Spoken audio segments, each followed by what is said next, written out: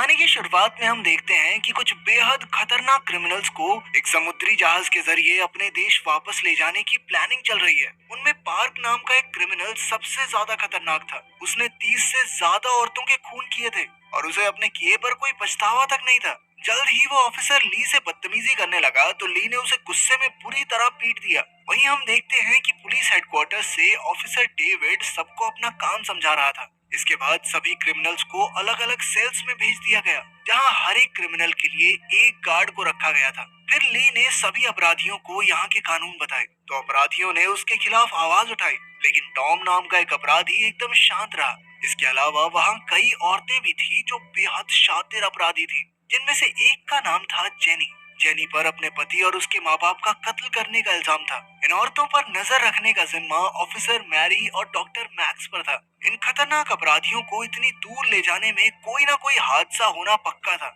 यही सोचकर doctor max को भी इस मिशन में शामिल किया गया था। इसके साथ वहाँ एला नाम की एक नर्स भी थी। जब वो मिलकर अपना सामान जचा रहे थे तो डॉक्टर मैक्स ने चुपके से दवाइयों के डब्बे से एक इंजेक्शन चुरा लिया। वहीं दूसरी ओर किचन में रसोइयों का एक ग्रुप मौजूद था जो मिलकर खाना बना रहे थे। उसी वक्त डॉक्टर मैक्स चुराई हुई दवाइयां लेकर इंजन रूम में पहुंच गया।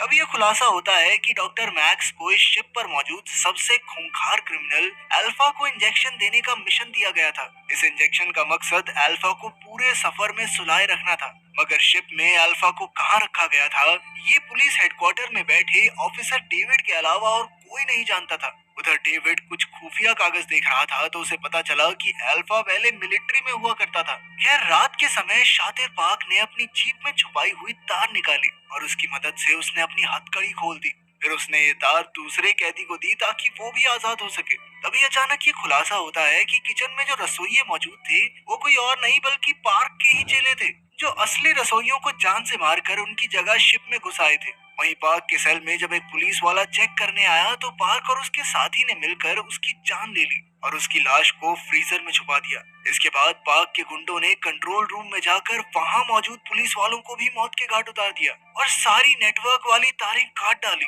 ताकि ऑफिसर ली पुलिस हेडक्वार्टर से बात ही ना कर सके। खैर, जल्द ही ऑफिसर ली को शिप में हो रही गड़बड़ के बारे में पता चला तो उसने अपनी टीम को जल्द से जल्द इकट्ठा किया, जिसमें मैरी भी शामिल थी। लेकिन जब वो कंट्रोल रूम में पहुंचे तो पार्क के गुंडों ने अचानक उन पर हमला कर दिया। जल्द ही वहां जबरदस्त गोलीबारी शुरू हो गई, मगर ऑफिसर ली और मैरी ने मिलकर पार्क के सभी गुंडों को खत्म कर दिया। तभी मैरी को एक क्रू मेंबर दिखा जो अपनी आखिरी सांसें गिन रहा था। मैरी ने उससे पूछा कि इमरजेंसी में पुलिस हेडक्वार्टर्स तक खबर कैसे पहुंचा सकते हैं, तो उस आदमी ने बताया कि वो इंजन रूम में मौजूद सैटेलाइट फोन का इस्तेमाल कर सकते हैं। वहीं दूसरी ओर हम देखते हैं कि पार्क ने बाकी सभी क्रिमिनल्स को भी रिहा कर दिया था, मगर टॉम ने उसे समझाया कि शिप को हाईजैक करने से कुछ नहीं होगा, बल्कि उसकी गलती की वजह से सब के सब मुसीबत में पड़ जाएंगे।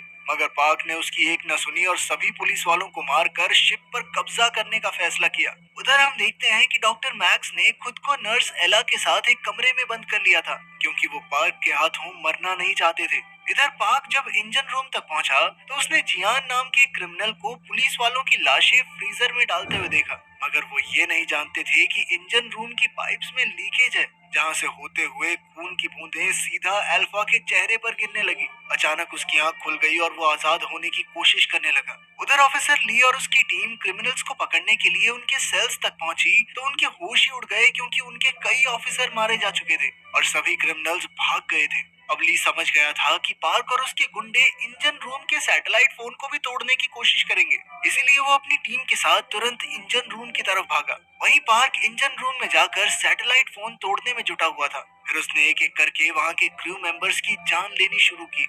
जब वो आखिरी मेंबर को मारने ही वाला था तो ऑफिसर ली और उसकी टीम वहाँ पहुँच गई और उसके बाद तो भयंकर लड़ाई शुरू हो गई। वहीं दूसरी ओर सबसे खूंखार क्रिमिनल अल्फा अब आजाद हो चुका था और वो भी इंजन रूम तक आ पहुंचा। अल्फा अंधा था, मगर वो चीजों की गर्मी से उन्हें महसूस कर सकता था। साथ ही उसकी सूंघने की शक्ति बहुत ज्यादा तेज थी और वो आम इंसानों के मुकाबले कहीं ज्यादा ताकतवर और तेज था। जैसे ही पार्क ने अल्फा को देखा तो उसने बचकर भागने की कोशिश की, लेकिन अल्फा ने तुरंत ही उसे पकड़ लिया और फिर उसकी आंखों के सामने ही उसके गुंडों को मौत के घाट उतार दिया। फिर वो पार्क की तरफ मुड़ा और एक ही झटके में उसका भी काम तमाम कर दिया। ये सब देखते ही बाकी बचे हुए लोग तुरंत वहाँ से भाग निकले। वो इस तरह तो नहीं भाग पाते, इसीलिए टॉम अल्फा का ध्यान भटकाने में लग गया ताकि बाकी सब भाग सके। आखिरकार वो सब एक छोटे से दरवाजे से भाग निकले और उन्होंने अल्फा के आने से पहले दरवाजा बंद कर दिया। वहीं पुलिस हेडक्वार्टर्स में ऑफिसर डेविड सैटेलाइट की तस्वीरों के जरिए पता लगाने की कोशिश कर रहा था कि आखिर हो क्या रहा है। जब उसे पता चला कि सभी क्रिमिनल्स फरार हो गए हैं तो उसके पैरों तले जमीन खिसक गई। तभी उसे डायरेक्टर नाम के एक आदमी का कॉल आया जिसने उसे शिप पर हुई घटना के बारे में सब कुछ बताया। तभी हम देखते हैं कि इस अनजान आदमी के सीने पर एक अजीबोगरीब सा नंबर था और ऐसा ही नंबर अल्फा के शरीर पर भी था। उधर शिप पर 2 बचे हुए क्रू मेंबर्स लाइफ बोट की मदद से अपनी जान बचाकर भागने की कोशिश कर रहे थे, लेकिन तभी अल्फा वहां आ गया और उसने उन दोनों को बड़ी बेरहमी से मार डाला। उधर सेला ये सब खिड़की से देख रही थी कि तभी अल्फा को उसकी भी भनक लग गई और उसने एला का भी गला घोंट दिया। जब डॉक्टर मैक्स ने ये देखा तो वो डर के मारे केबिन से भाग निकला जहाँ उसे ऑफिसर ली और उसके कुछ साथी मिले। जब ऑफिसर ली ने उसे धमकाया तो डॉक्टर मैक्स ने कबूल कर लिया कि उसे अल्फा को नींद का इंजेक्शन देने के पैसे मिले थे, लेकिन वो ये बिल्कुल नहीं जानता था कि अल्फा जाग कैसे गया। फिर ली ने मैरी और बाकियों को किसी सुरक्षित जगह पर जाकर छुपने को कहा और खुद बचे हुए लोगों को ढूंढने निकल पड़ा। इसके बाद हम देखते हैं कि क्रिमिनल जियान घूमते घूमते जेनी के कमरे में घुस गया। उसने वहां मौजूद गार्ड को मारकर जेनी और बाकी क्रिमिनल्स को आजाद किया, मगर कुछ ही पलों में अल्फा वहां भी आ गया और उन पर जानलेवा हमला कर दिया। पर जैसे तैसे वो सब अपनी जान बचाकर लिफ्ट में घुस गए। तब अल्फा भी उनके पीछे दौड़ा और लिफ्ट के ऊपर चढ़ गया। इधर ऑफिसर ली ने जब ये सब देखा तो वो कैदियों को अल्फा के आतंक से बचाने के लिए दौड़ा, लेकिन तभी अचानक लिफ्ट सीधा नीचे जा गिरी जिसमें दबकर जियान की मौत हो गई। तब ऑफिसर ली को लगा कि अल्फा भी मर गया होगा, लेकिन वो किसी तरह बच निकला था। खैर फिर ऑफिसर ली ने तुरंत जेनी को फ्रीजर में छुपा दिया और खुद अल्फा का सामना करने लगा। उसने जैसे तैसे अल्फा का हाथ तोड़ डाला, लेकिन फिर भी वो अल्फा की ताकत के सामने टिक न सका और मारा गया। इसके बाद वो फ्रीजर में घुसा तो जेनी घबराकर नीचे लेट गई और मरने का नाटक करने लगी। खुशकिस्मती से फ्रीजर की ठंड की वजह से अल्फा को उसके जिंदा होने का पता नहीं चला और वो चुपचाप वहां से बाहर चला गया। वहीं दूसरी ओर टॉम और बाकी लोग उस कमरे में पहुंचे जहां अल्फा को कैद किया गया था। वहां उन्हें अल्फा के कुछ कागजात मिले तो उन्हें पता चला कि अल्फा की उम्र तो बहुत ज्यादा है। सही मायने में तो उसे जिंदा ही नहीं होना चाहिए था। असल में वो साल 1943 के दूसरे विश्व युद्ध का फौजी है। युद्ध में जापानी फौजियों ने उसे पकड़कर बंदी बना लिया था, जिसके बाद उन्होंने उस पर तरह तरह के एक्सपेरिमेंट किए। असल में वो लड़ाई के लिए सुपर ह्यूमंस की फौज तैयार करना चाहते थे। फिर डॉक्टर मैक्स ने थोड़ी और छानबीन की तो पता चला कि अल्फा के अंदर कई सुपर ह्यूमन पावर्स हैं। वो एक आम इंसान से बहुत ज्यादा ताकतवर और तेज है और वो कभी भी बूढ़ा नहीं होगा। इसके बाद हमें साल 1943 की कहानी दिखाई जाती है, जहां जापानी साइंटिस्ट अपने सुपर ह्यूमन एक्सपेरिमेंट के सफल होने की खुशी मना रहे थे, लेकिन अचानक अल्फा उठ खड़ा हुआ और उसने सबको भयानक तरीके से मार डाला। इधर पुलिस हेडक्वार्टर से ऑफिसर डेविड एक स्पेशल टीम के साथ शिप की ओर रवाना हो गया। इस स्पेशल टीम के लोगों ने एक खास तरह का इंजेक्शन दिया था ताकि वो अल्फा की शक्तियों का मुकाबला कर सके। फिर शिप पर पहुंचकर उनकी मुलाकात जेनी से हुई। जेनी ने उससे मदद मांगी, मगर डेविड का मकसद सिर्फ अल्फा को मारना था, किसी और की मदद करना नहीं। इसीलिए उसने देखते ही जेनी को गोली मार दी। इसके बाद उसने टॉम के साथियों को भी मार डाला और फिर उसका सामना टॉम से हुआ। पता चलता है कि डेविड और टॉम एक दूसरे को पहले से जानते थे। टॉम की छाती पर भी बिल्कुल वैसा ही नंबर था जैसा अल्फा के शरीर पर। फिर हमें पता चलता है कि कई साल पहले डेविड के ग्रुप ने बहुत सारे लोगों को अगवा करके उन पर जबरदस्ती एक्सपेरिमेंट्स किए थे, लेकिन उनके एक्सपेरिमेंट्स कामयाब नहीं रहे। लेकिन उनमें से सिर्फ एक इंसान जिंदा बच गया था और वो था टॉम।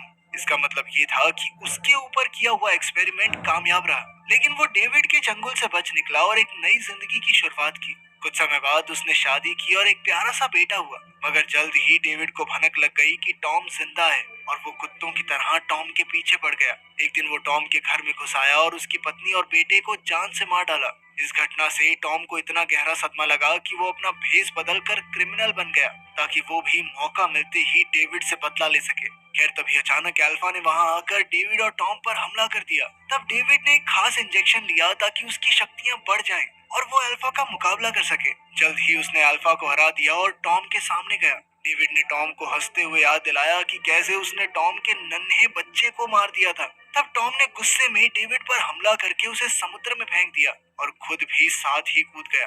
फिर अगले दिन हम डायरेक्टर नाम के एक आदमी को देखते हैं जो एक आइलैंड पर वही पुराने वाले डेविड के एक्सपेरिमेंट चला रहा था। फिर वहाँ एक बच्चे को दिखाया जाता है जो कोई और नहीं बल्कि टॉम का बेटा ही था। असल में डेविड ने टॉम के बेटे को मारा नहीं, क्योंकि उसके अंदर भी टॉम की तरह सुपर पावर्स थी। वो तो बच्चे को उठाकर डायरेक्टर के पास ले आया था।